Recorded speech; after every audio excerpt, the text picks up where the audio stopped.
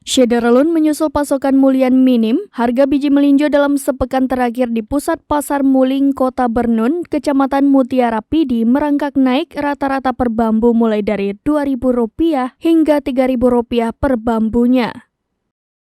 Menurut Zainuddin yang kerap disapa Adi berusia 38 tahun selaku agen penampung di pusat pasar Muling Kota Bernun Kecamatan Mutiara Pidi mengatakan, sebelumnya harga biji melinjo sempat tertahan selama 1 bulan pada kisaran Rp35.000 per bambu hingga Rp36.000 per bambu.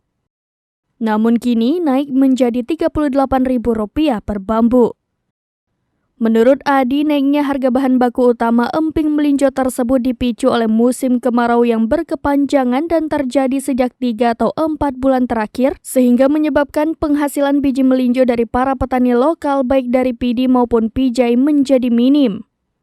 Diakui memasuki hampir 2 pekan rata-rata pasokan biji melinjo dari berbagai rekan agen penampung yang masuk setiap hari ke pusat pasar Muling Kota Bernun hingga 1.000 bambu.